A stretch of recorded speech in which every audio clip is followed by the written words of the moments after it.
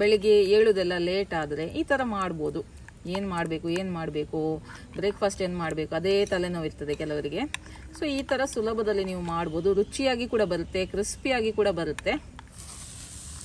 ನೋಡಿ 2 ನಿಮಿಷದಲ್ಲಿ ದೋಸೆ ರೆಡಿ. ನೀರಿಗೆ ಹಿಟ್ಟನ್ನು ಹಾಕೋದು, ದೋಸೆ ಮಾಡೋದು. ಹಾಯ್ ಎಲ್ಲರಿಗೂ. ಬೆಳಗ್ಗಿನ ಗಡಿಬಿಡಿಯ ಸಮಯದಲ್ಲಿ ಬ್ರೇಕ್ಫಾಸ್ಟ್ ರೆಡಿ ಮಾಡೋದೇ ಒಂದು ದೊಡ್ಡ ಕೆಲಸ. ಈಗ ಬೆಳಿಗ್ಗೆ ಲೇಟಾಗಿ ಎದ್ರೂ ಪರವಾಗಿಲ್ಲ, 2 ನಿಮಿಷದಲ್ಲಿ ಬ್ರೇಕ್ಫಾಸ್ಟ್ ಅನ್ನ ರೆಡಿ ಮಾಡ್ಬೋದು.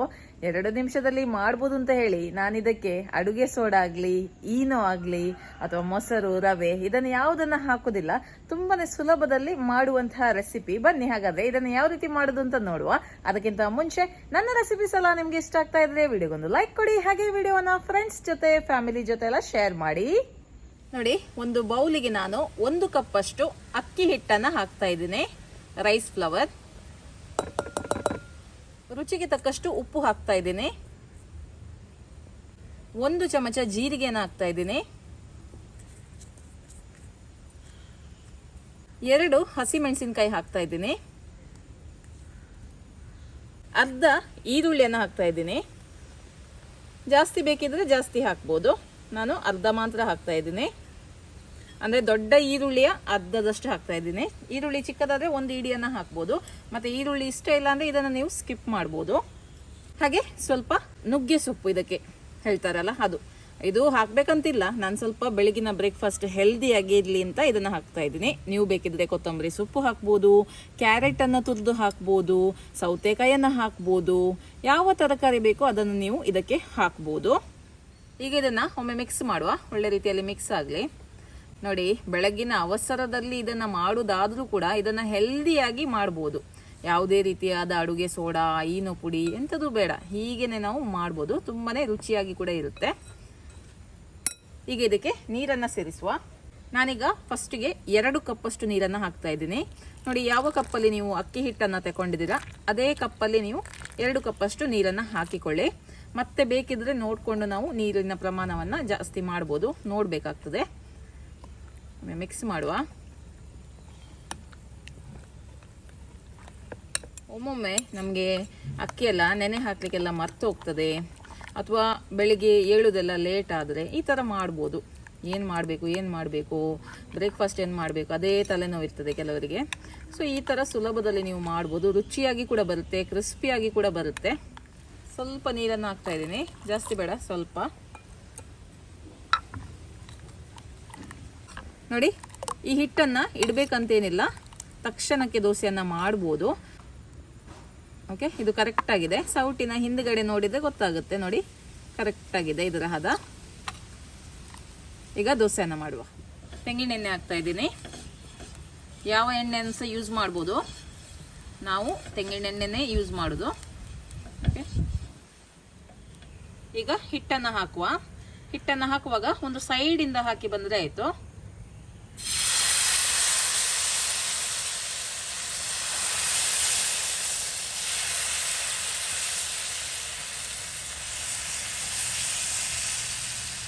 ತೆಳುವಾಗಿ ಹಾಕಬೇಕು, ತುಂಬ ದಪ್ಪ ಮಾಡಿ ಹಾಕಬೇಡಿ. ಕ್ರಿಸ್ಪಿಯಾಗಿ ಬರಬೇಕು ಅಂದರೆ ತೆಳುವಾಗಿ ಹಾಕಿಕೊಳ್ಳಿ.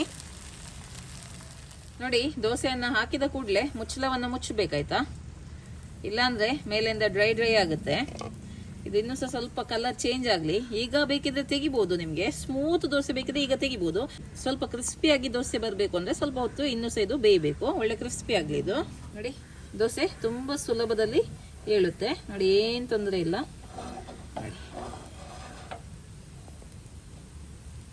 ಇದನ್ನು ಫೋಲ್ಡ್ ಮಾಡುವ ನಿಧಾನಕ್ಕೆ.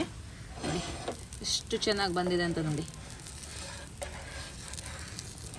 ಸೂಪರಾಗಿ ಬಂದಿದೆ. ಇದನ್ನು ತೆಗೆದು ಬಿಡುವ. ಈಗ ನೆಕ್ಸ್ಟ್ ದೋಸೆ ಮಾಡಲಿಕ್ಕೆ ಮತ್ತೆ ಎಣ್ಣೆಯನ್ನು ಹಾಕುವ.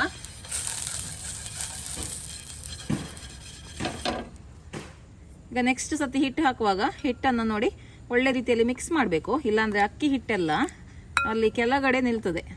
ಚೆನ್ನಾಗಿ ಮಿಕ್ಸ್ ಮಾಡಿ ಹಿಟ್ಟನ್ನು ಹಾಕಬೇಕು. ಮತ್ತೆ ನೀವು ಇದಕ್ಕೆ ಇನ್ನೊಂದು ಟಿಪ್ಸ್ ಏನು ಕೊಡೋದು ಅಂದರೆ, 1 ಚಮಚದಷ್ಟು ಸಕ್ಕರೆ ಹಾಕಿದರೆ ನಿಮಗೆ ಒಳ್ಳೆ ಗೋಲ್ಡನ್ ಕಲರ್ ಬರುತ್ತೆ ದೋಸೆ. ಬೇಕಿದ್ರೆ ನೀವು ಹಾಕ್ಬೋದು, ನಾನು ಹಾಕ್ತಾ ಇಲ್ಲ, ಸ್ವಲ್ಪ ಹೆಲ್ದಿಯಾಗಿ ಮಾಡ್ತಾ ಇದ್ದೀನಿ ನಾನು.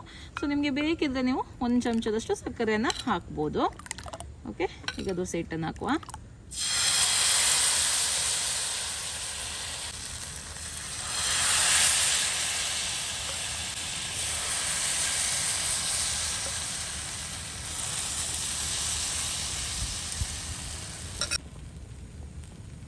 ಮುಚ್ಚಳವನ್ನು ಇಡುವ.